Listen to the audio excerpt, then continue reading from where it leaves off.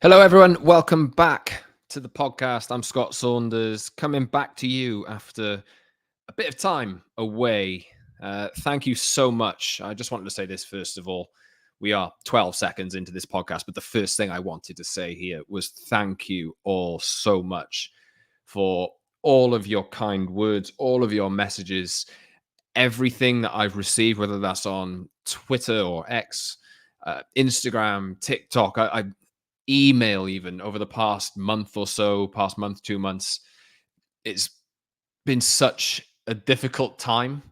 But I felt like enough, so many people have got in touch with me, honestly, to just share their thoughts and their love and everything for not only myself, but for the family and for Rob, my colleague and good friend. Obviously, I'm sure if you've been watching or listening to the podcast for any amount of time, and you especially recently wondering where the podcast is, I did run over everything around the situation with the Promised Land and with the such unfortunate and awful news of Rob's passing uh, in July. And look, I think I I needed some time. Let's just say that I needed some time. So you're going to have to stick with me as I try and process the thoughts that are going through my head and like trying to make them into something cohesive and that actually makes sense. But I wanted to jump on and do another podcast now because obviously there's a new season starting for Manchester United on Saturday. Community Shield against Man City pre-season has essentially come and gone with a lot of the same old problems that United have been suffering, same old frustrations in transfer windows, all of this kind of business. But, I've been sitting there thinking for a little while about what to do ahead of the new season, given obviously the dynamic of this podcast has been myself and Rob talking all things United for 3-4 years. I really forget how long it is. My concept of time is really really bad. But obviously, with the loss of Rob, it's been such a difficult process to run through with this because the podcast was Rob and me, and it's different with me sitting here. It's just completely different, and it's weird for me. I'm sure it might be weird for anybody listening or watching this as well. But look, the last few weeks have been difficult.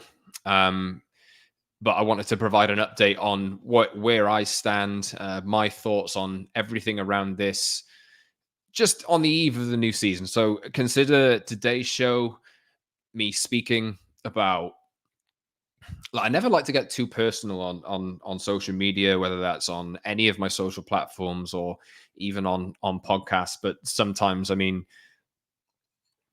you know, especially after I did the last episode, the amount of people, the amount of love and the amount of support that I received from that, from people who listen, people who didn't even really listen to the podcast that maybe know me or know Rob. It's been so heartwarming to receive so many messages from so many people, just showing support, sending their love, and I'll get back into that in a second. But I just wanted to first of all talk about Rob a little bit more because last month in July, I attended his funeral. I met his family, his wife, his kids, his friends, and I just want to say thank you to to everybody that I met that day for making me feel so incredibly welcome. Um, you know, it, these situations are never easy, always difficult. But the love that I felt that day all around that room was amazing. It was quite weird in a sense, given I didn't really actually know anybody that I was meeting that day. But the way that Rob used to champion the podcast that we did meant that a lot of people knew me, and it was there's a smile on my face now. But it was so lovely to meet everybody. Obviously, in the circumstances, they're terrible, but the the communication that I've had with everybody from that day and ever since has been amazing. And I just want to say a big thank you to everyone that I spoke to that day and everybody that has sent me messages on social. And I think that the thing that I've taken in all of this time to reflect on everything that's happened is that I think people want me to continue. So I guess this is me saying I'm going to continue. And look, I don't know how this is going to form. I don't know what it's going to look like. This today, I just completely consider as a thought dump of like everything that I've been feeling over the past few weeks.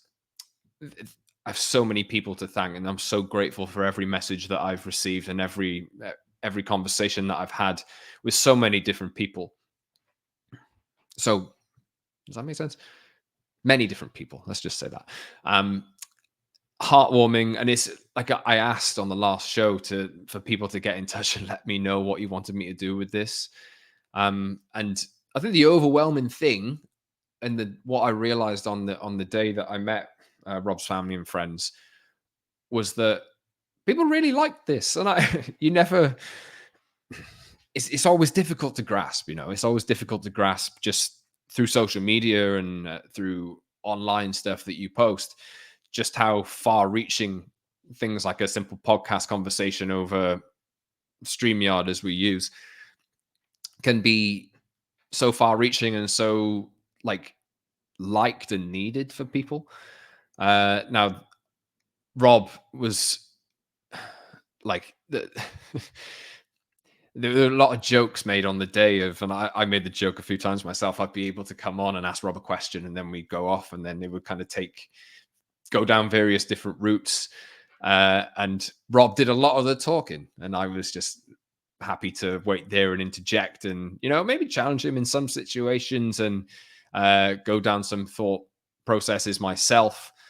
But like Rob taught me so much. I knew him for 3-4 years, and made me a better podcaster, a better guy, and I'm so truly grateful to have got those experiences with him.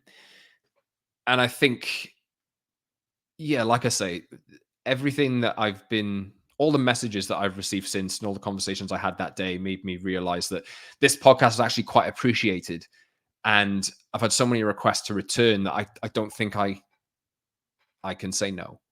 So I'm guessing this is me saying that this is going to continue. I don't know how regular yet. I'm going to try my very best to maybe continue with 2 shows a week, but maybe more. I don't know. But I think the big thing for me, and this is really in line with my approach to supporting United or like looking at analyzing football on the whole, and I think anything I do when I continue is going to be laced with the theme that Rob and I it's Rob's credit, obviously.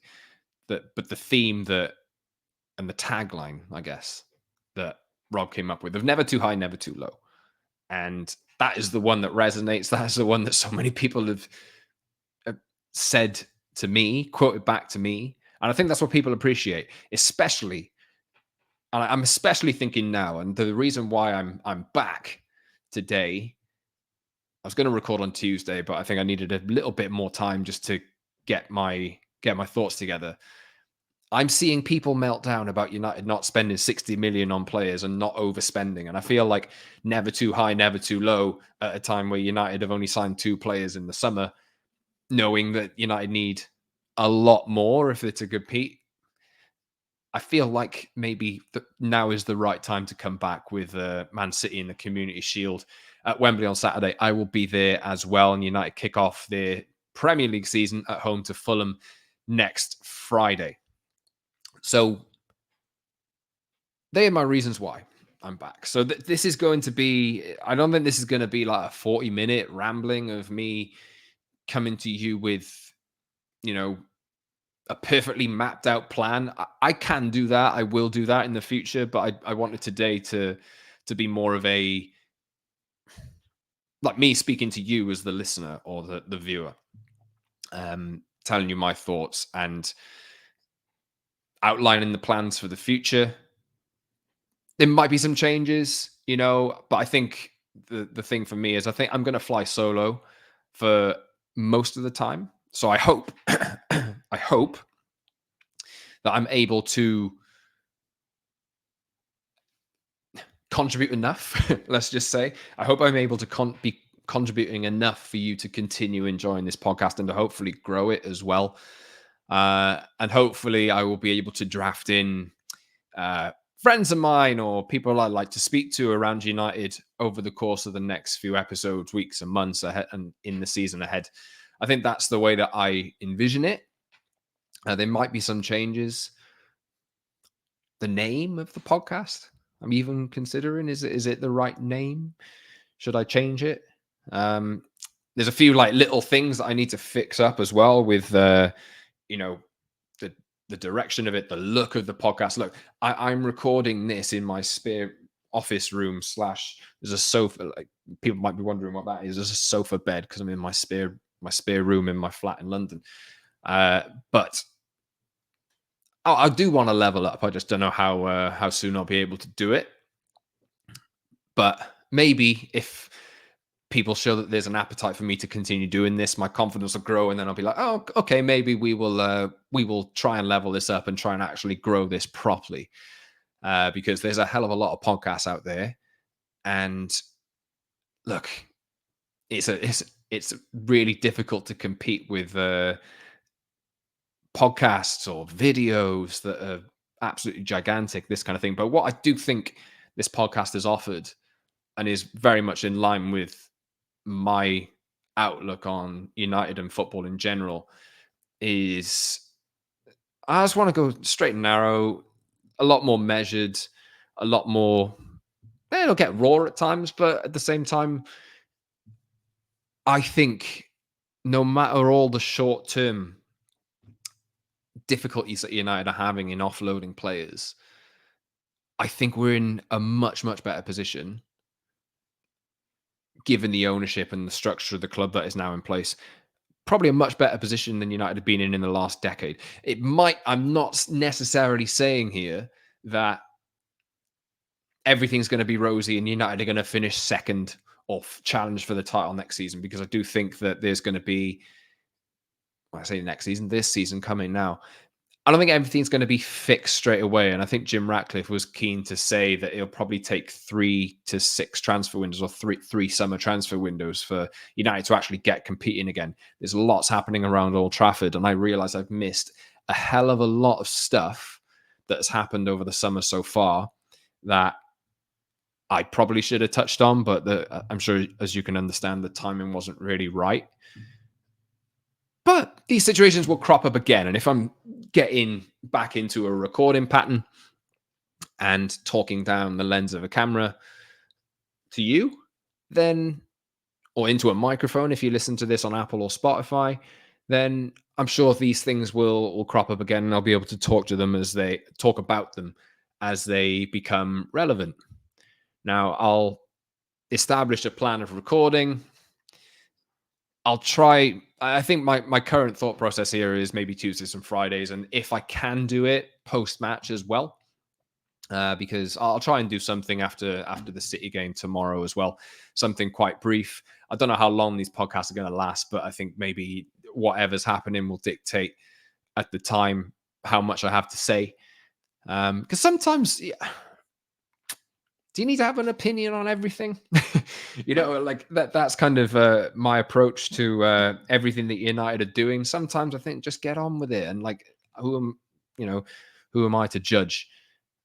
But I know what will make me feel certain things, and I will speak on things that I'm passionate about, things that I feel like I can bring a bit of reason to. Because look, we all live in the same modern world nowadays, and the you know, things can get blown out of proportion in Man United football terms. Let's just say that, because there are certain opinions that will be amped up and made into a much bigger situation than they are, and that's not the way that I want to run things, and that's not the way that I really think about football as well. I think having done episodes like that over the past 2, 3 years, 4 years, I think there's enough people who probably think like-minded and are probably the same and appreciate listening to that kind of thing with just a bit of a measured tone and just some speaking some sense, I guess. And I don't want to like talk up like how much sense I speak, because I certainly get a lot of stuff wrong, and I'm just a human being after all. But I feel like sometimes it's either, oh my god, this is the worst thing that I've ever seen in my life, or oh my god, we are going to win the league, we're amazing. There's probably somewhere in the middle that is probably correct. But yeah, that's the way that I want to go. I have some notes on my screen next to me if I'm not looking down the camera lens, just trying to make sure that I don't miss anything. But yeah, like I say, I want today. I want to look ahead to the game tomorrow. I'm recording this on Friday as it stands at Wembley, and my underlying feelings on the season ahead and the transfer window. We've been going for 16 minutes or so for now, but you can, if it's your first time here watching, please subscribe to the channel. We do YouTube, Apple, and Spotify as well. We do audio and YouTube video. Hopefully, there'll be some social clips to come as well as we progress into a new season.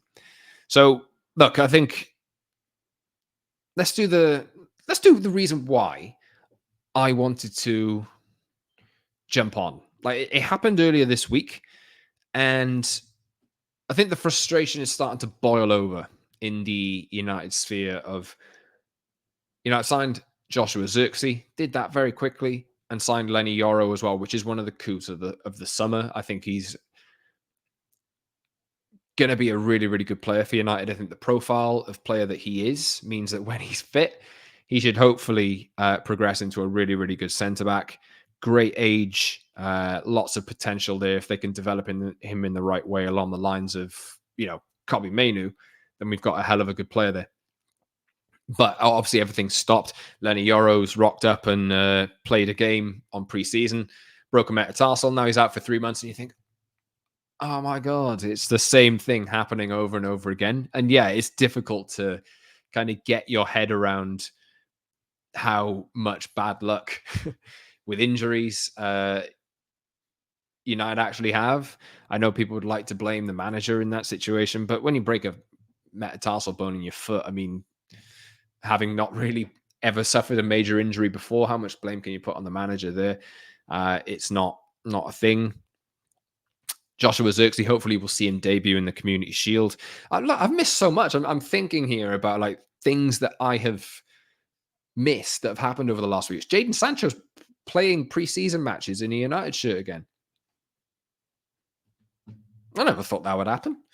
Absolutely crazy. And I know Rob and I spoke so much on our feelings on Sancho and but I don't think either of us could have ever imagined that Ten Hag and Sancho would make up. But it appears that's the way that it's gone. And look, we will see if Jadon Sancho stays at United into the new season after the window closes, because there's meant to be some tentative interest from Paris Saint-Germain. And the thing that's holding up United in the transfer market at the moment is their inability to sell players. And I think this, combined with Manuel Ugarte and the decision they've made on him earlier this week, is that maybe the trigger that I wanted to come back and share my feelings on, because there's a big thing, right, about wanting to win the transfer window. And if you look at in previous years, I don't have any specific data to back this up. This is just an impression. If you win the transfer window, generally, it doesn't always mean, and it rarely ever means, that you win the season. Generally, there's like some kind of thought process I have, especially around United, where all the kits that United have worn over the last few years, if I really, really like it, I think that is then tainted into a bad season. I'm spitballing here, but this is just some kind of loose theory that I have. It seems like any kit that I really like on United that United bring out is kind of ruined because the season that they've wore it, they've really flopped or not done very well. But anyway, I'm digressing here. But look, I mean, United have signed two players. They've replaced Rafa Varane and Anthony Martial, right? Absolutely necessary. Rafa Varane's injury record was bad. Martial's was even worse. Both of those players were earning big, big wages. And for me, I think it's the right decision for both of them to leave. And their positions have been replaced. Now, Yoro and his injury, it's a big problem. It is, because now I think Licha Martinez might play a part in the Community Shield, but he's not played any football yet since winning the Copa America with Argentina. He got back into preseason training at the start of this week on Monday, along with Garnacho, Kobe Mainu, and there was a few players that came back at that point. Luke Shaw as well, but there's even problems with Luke Shaw. Injuries again, which people are losing their heads around, and obviously I understand, but this is the problem that United are going to have here, right? And I just wanted to scream patience, I guess. Is look at it this way, right? You've got a new team coming into United of Ratcliffe, Brailsford, Barada. Manager stays, but you got Dan Ashworth, Jason Wilcox, Christopher Vavell. That's a lot of people under Ten Hag. You've got Ruud van Nistelrooy, who's back, absolutely amazing. Look, isn't that one for to make you feel a little bit better? That guy scored a ton of goals. If he can impart some of that wisdom on some of United's attacking players who need help in that department, then we're on to a winner. And Rene Hake as well, new goalkeeping coach in. And lots of changes happened around the manager, but the manager is staying. So his contract has been extended by a year.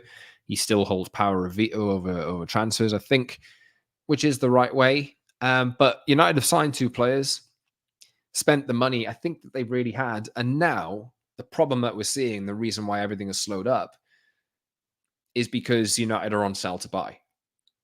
That is not Ineos's fault. That is not Dan Ashworth's fault. That's not Ratcliffe's fault. It's not Brailsford's fault. It's not Vivell's fault. None of these guys should be getting flack for this because what they're having to deal with is cleaning up the mess created by the last ownership and the last people in charge of transfers. I'm thinking your Ed Woodwards, your Richard Arnolds, your John Murters. All of these decisions that they have made in the past means that it's really, really, really difficult unless you take some absolute god-awful hits, they've taken a god-awful hit on Varane himself, on Martial. Both of those players were signed for the song about Martial is 50 million down the drain. Rafa Varane was signed for over 30 million. They were both on big wages, and both of them have left on free transfers. They will not be the only players to leave on free transfers over the next few years, I'm sure. The problem that United have is they can't sell them because the wage bill has been out of control for so long. And these are players who have been around the squad. I'm taking Aaron Wan-Bissaka's example. Casemiro, he's only been here a couple of years, but United have took him at 29, spent a hell of a lot of money on him and given him a wage which it's just difficult to offload. And that's why no clubs are touching these players. Like, I think people thought Casemiro would end up in Saudi Arabia, but even they have pivoted, and that league have pivoted their approach to players that they sign. They're targeting younger players invariably that can grow in their league, and it might mean Casemiro stays. And he's played in preseason, and he's been dodged around. He's been dribbled around and stuff like that. And you think, oh God, are we stuck? I might be, But it's so important to remember that that is not the fault of the people who are trying to fix the problems created by the old people in charge. When the Glazers agreed to this part sale to Jim Ratcliffe, it was essentially suggested by them, hey, can you take over all the football operation? Because we're just going to put our hands up and go, we've got it wrong. We don't really know what we're doing. It's probably time for somebody to get United performing on the pitch. And we can't really do that. So you can come in and you see the moves that United have made already. All the structure has changed outside of the manager. All the structure has changed. And I can't believe, I'm being sarcastic here, I can't believe that they're having trouble offloading some of the players on massive wages. It's a common thing for a lot of football clubs around the Premier League, around Europe, to have players who are on massive, massive wages, who are signed for high transfer fees that are not performing to their best, and they just can't sell them because they're on long contracts. Look, Arsenal, I hate making this comparison to Arsenal, but Arsenal did it a few years ago, and they had players like Mesut Ozil, Pierre-Emerick Aubameyang, Socrates, all of these kinds of players who were on big money that weren't performing to the levels that they wanted anymore, who were probably approaching the wrong side of 30. And sometimes you just have to take big hits on them. And Arsenal cancelled the contracts with a few players and moved on. The problem with United is it's worse. United's situation is worse than that. And it will take some time to figure out and fix. It will. But what that means in the meantime is that there's not enough liquid cash available to be able to go and reinvest in players who are more able to play the style of football that Erik ten Hag wants. So we are now going into a new season asking the same questions that we were asking last season. The manager, hopefully, there's been a lot of talk about the game model. The manager will hopefully tweak some of the silly high energy tactics. I think we can look back on that and some of the performances last season and say that gap in midfield cannot exist this season. It cannot. Otherwise, Ten Hag, he's got a year plus another year. Look, if he has a terrible start, questions are going to be asked again. I do hope that they stick with him. I wanted them to stick with him. And I'm hopeful that in the end he can get it right. But this is a process that United need to go through. And it will take time. It will. They're going to try and work their magic. They're going to try and do their best in the sense of,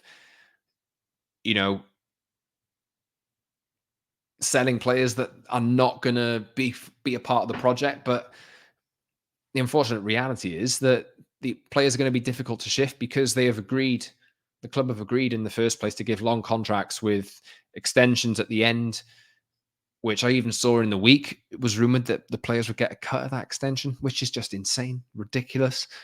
But no other clubs are going to pay, barring a few, no other clubs are going to pay the type of wages, especially in the modern day, that United have committed to the players that they have. So that makes them difficult to shift. And if these players are difficult to shift, that means that transfer deals are held up and it's difficult to bring players in who will help Erik ten Hag transition the team. There's been links this week to Sander Berge. The Matthias de Ligt deal has been on hold for what seems like a month now. Mazraoui linked as well. Hinges on Aaron Wan-Bissaka. And United are struggling to get Aaron Wan-Bissaka a new club. I think the West Ham talks have not broken down. I'm not sure where we are with that yet.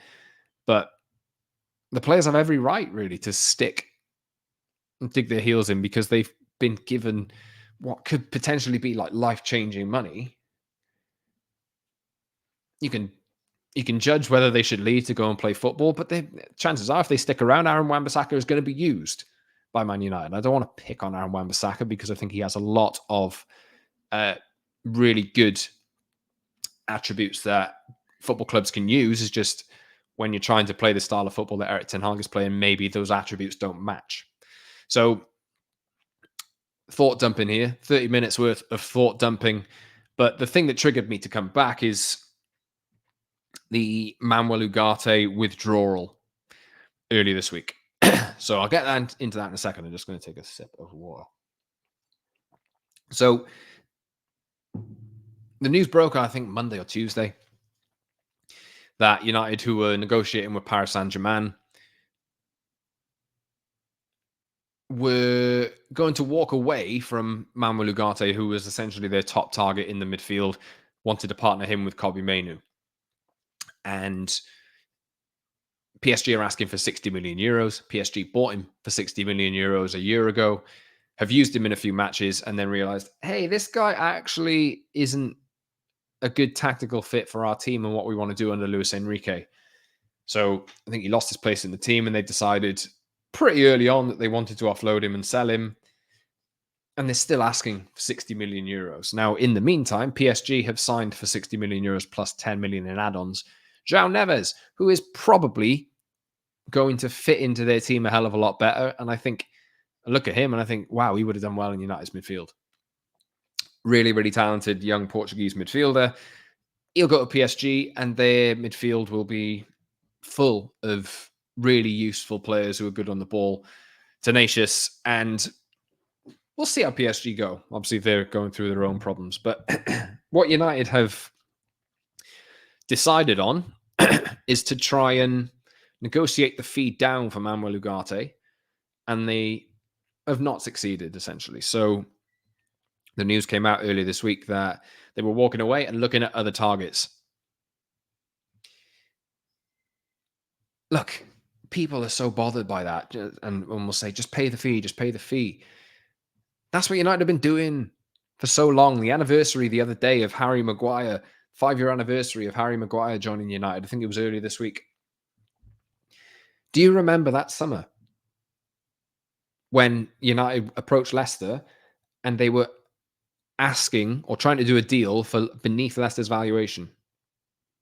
What happened in the end? United paid Leicester's valuation after wasting, essentially, a good 3-4 weeks, I would imagine, if I'm remembering rightly, they could have just paid that fee in the first place.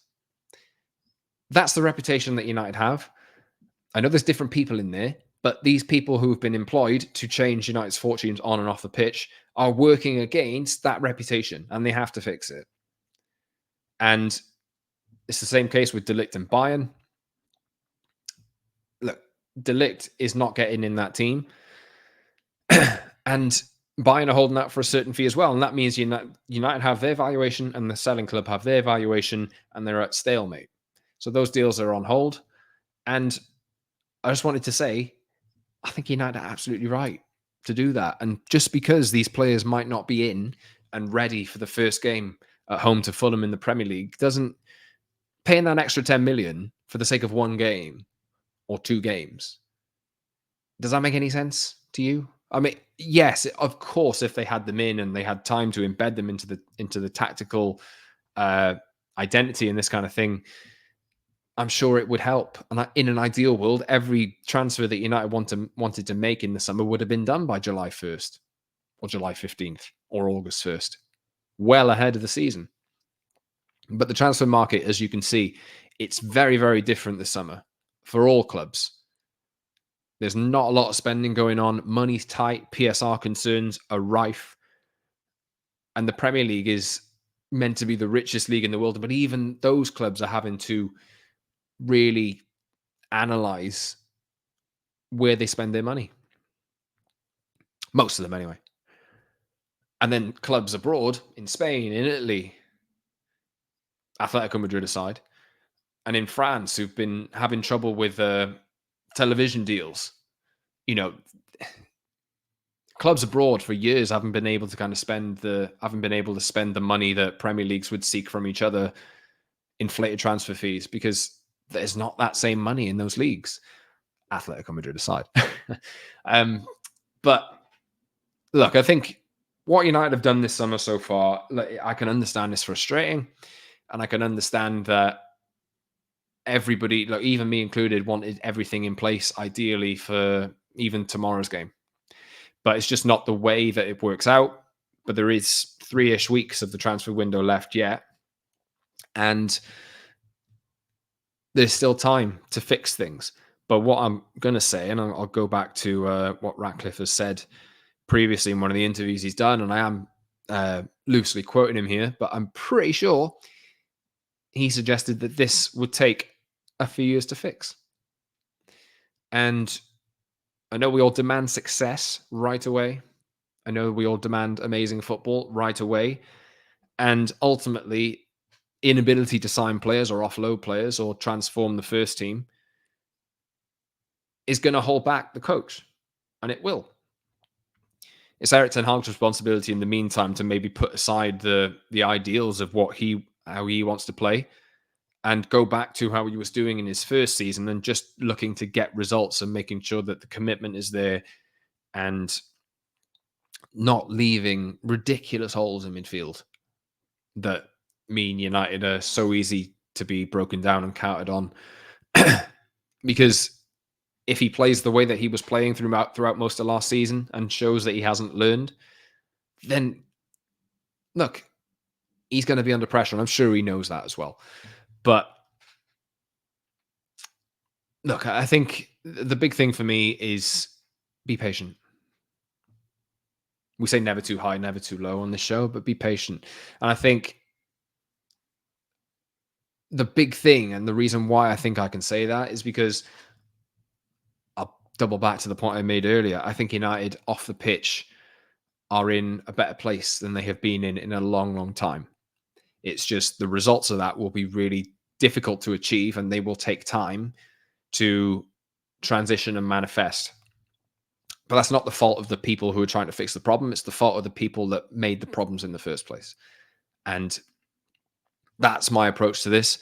I'm going to give them time. Look, ideally, I want United to win every game, but I know they're not going to. I know the performances are going to be difficult. But for this club to be fixed long term, you've got to take some short term pain. And it feels like we've been going through a lot of short term pain. And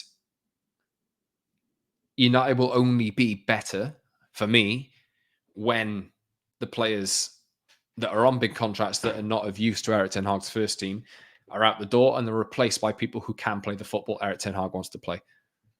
And I'm sure I'll be doing some season predictions into next week about how things are going. But there is still time in the transfer window yet for United to put a few things right.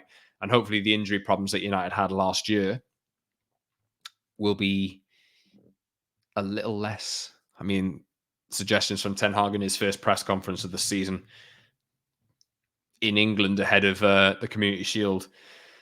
It looks like we might be getting Johnny Evans and Lisandro Martinez in as centre-backs with no Luke Shaw and Aaron Wan-Bissaka at right back, given the injuries that we've... Is Wan-Bissaka injured? I can't remember. Given all the injury problems and concerns that United do have, there's concerns over Luke Shaw. There's... Look, it screams same old story. But patience. They've shown that they can beat Man City, and ultimately this is only the Community Shield, so it doesn't matter in a sense, but you just don't want United going and getting ripped apart by Man City, who've shown in preseason they can score a few goals. So look, I'll be at that game tomorrow. I'll try and drop you something in the immediate aftermath of the game, whether that's from Wembley or from here where I am now. And it turns out, like I think I said at the start of the show, unless it was in one of my takes that I just deleted, that I didn't think I'd end up going for 40 minutes. But there we go. I'm at 39 minutes nearly, and thought dumps. Hopefully cohesive. But look, guys, that I'll wrap it soon enough. But I just wanted to double back and say again,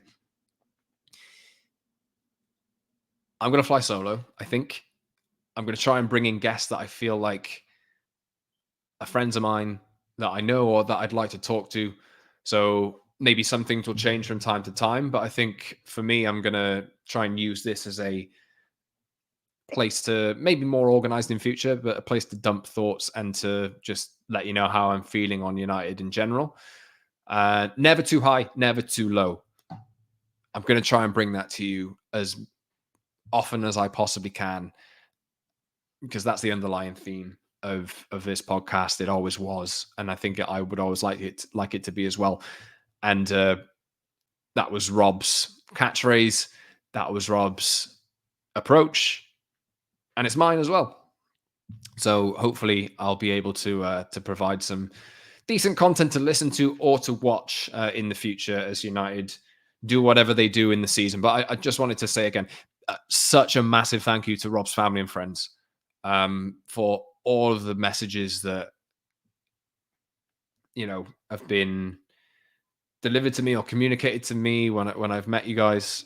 Thank you so much. It's been truly heartwarming to you know meet you and to speak to you, and I hope that I continue to do the pod justice uh, in Rob's memory as well. And thank you to everybody who's dropped me messages on social media over email, Instagram, X, even TikTok messages I've been getting. You can follow me on all of those platforms, by the way, at @Scott Saunders. And please keep them coming. Please keep all the comments from the last video, even. Thank you so much for those. There were absolutely tons. And my big thing here is I really, really, really, truly appreciate all of the support and all of the heartwarming messages that I received, and that all the money that we raised as well on that on the Just Giving link that I shared that Rob's family set up in Rob's memory. Look, I can't express enough my gratitude for all that, and I think I've had enough requests to continue doing this that I feel like the way I come back and say thank you is by making more content like this. Well, hopefully better than this, but more organized, more structured. Maybe I'll upgrade all this behind me in the future. If you're watching on YouTube, I'll consult some friends and ask what the hell I do, because I haven't got a clue. But look, United season is starting again. Man City on Saturday at Wembley, Fulham at Old Trafford on Friday night.